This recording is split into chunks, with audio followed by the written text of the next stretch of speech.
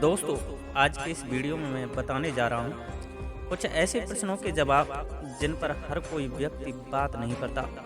और ये स्थिति हर 10 में से एक साधक के साथ होती है, परंतु जिनके साथ होती है या तो वह बहुत बड़ा नास्तिक बन जाता है या फिर उस परम शक्ति व उस देवता का बहुत बड़ा भक्त बनता है जिसकी वह साधना कर रहा है। और यदि व्यक्ति नास्तिक हो गया या इस स्थिति से बाहर नहीं निकला तो उसे इस संसार की कोई भी शक्ति नहीं बचा सकती।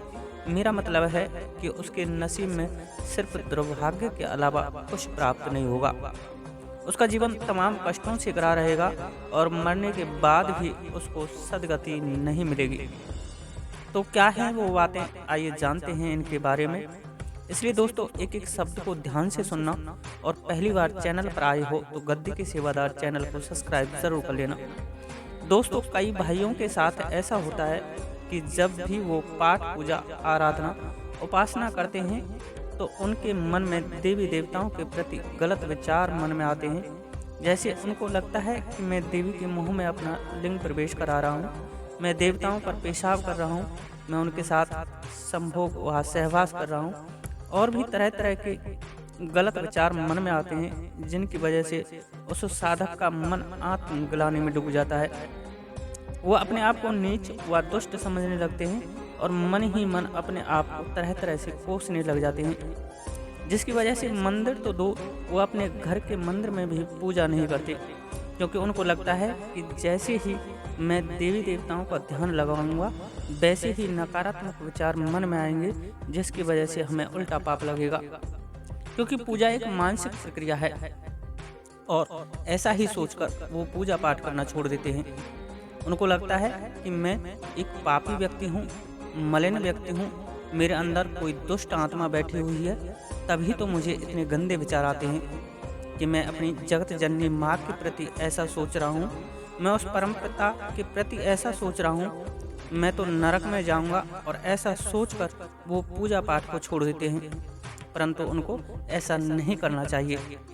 बात आती है कि आखिर ऐसे गलत विचार, गंदे विचार क्यों आते हैं, जबकि हम तो पूजा पाठ व भगवान का कार्य कर रहे हैं, हम तो अच्छा कार्य कर रहे हैं। दोस्तों, इसके दो कारण हैं।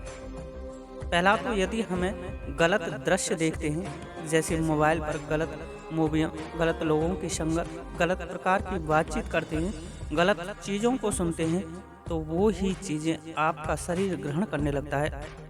आपके शरीर को उन चीज़ों की आदत पड़ जाती है और आपका दिमाग फिर उन्हीं चीज़ों को पसंद करने लग जाता है। और जब आप ध्यान लगाओगे या दिमाग को एकांत में काम में लोगे तो वह सबसे पहले उन्हीं चीज़ों को रिफ्लेक्ट करेगा, प्रदान करेगा, क्योंकि आप अपने मोबाइल पर देखते ही इन्हीं चीज़ों को हो। आप जब दिन भर काम वासना में तल्लीन रहोगे तो काम वासना ही सबसे पहले तुम्हारे पास आएगी। और इसका पता आपको पूजा करने के दौरान चलता है, क्योंकि आप पूरे दिन में एकांत व ध्यान ही पूजा के दौरान लगाते हो, या यूँ कहो कि अपने दिमाग को एकांत देते ही उसी वक्त हो, वरना पूरे दिन भाग दौड़ में बीत जाती है। परंतु दोस्तों, आप सबसे बड़ी गलती भी उसी वक्त कर रहे हो, क्योंकि आप उन विचारों को पकड़ने लग जाते हो, उनको आप याद करने लग जाते हो, उन पर आप ध्यान देने लग जाते हो और अपने मन पर हावी करते हो। जबकि आपको इस स्थिति में क्या करना चाहिए, ध्यान से सुनना इस वीडियो को, जिससे कि आपको समझ में आए। दोस्तों, आपके लिए ये वीडियो बहुत ही महत्वपूर्ण है। अगर आपके साथ भी ऐसा होता है तो सबसे पहली बात है कि आप काम वासना से जुड़ी हुई चीज़ों को छोड़ दो।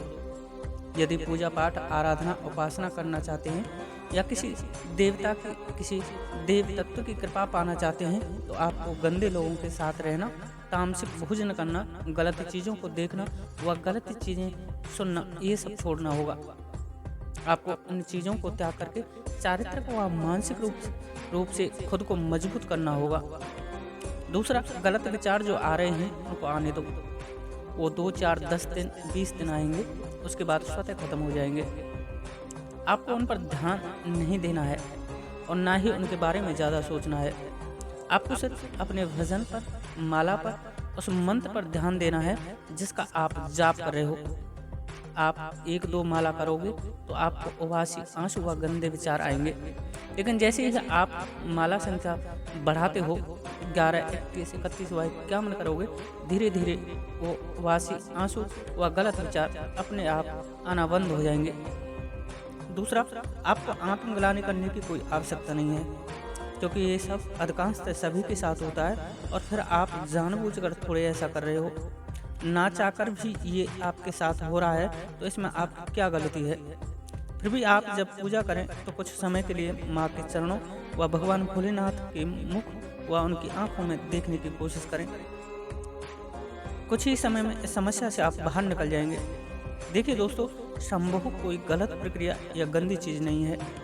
यदि गंदी होती तो भगवान हमको प्रदान ही क्यों करते। दूसरा, आपने माँ कामाख्या के बारे में सुना है, जो कि तंत्र की अधिष्ठात्री देवी हैं, जो कि रजस्वाला होती हैं, तो उनसे काम या सिंदूर निकलता है, जिसे हम अपने माथे पर लगाते हैं, जो कि बहुत ही पवित्र होता है। और दूसरा, आपने अघोरियों के बारे में सुना होगा, जो कि सबके साथ भी संभोग कर भगवान को प्राप्त कर लेते हैं। फिर बताइए, आप क्यों आत्मग्लानि में डूब रहे हो? इसलिए दोस्तों, जो भी गलत विचार मन में आ रहे हैं उन्हें आने दो। सिर्फ आप तो अपने मंत्र जप पर ध्यान दो, वो विचार अपने आप थम जाएंगे। आज के लिए इतना ही। वीडियो अच्छी लगी हो तो लाइक करें, शेयर करें तथा पहली बार चैनल पर आए हो तो गद्दी के सेवादार चैनल को सब्सक्राइब करें। जय श्री राधे, जय श्री कृष्ण, जय माता की, जय गद्दी के सेवादार की।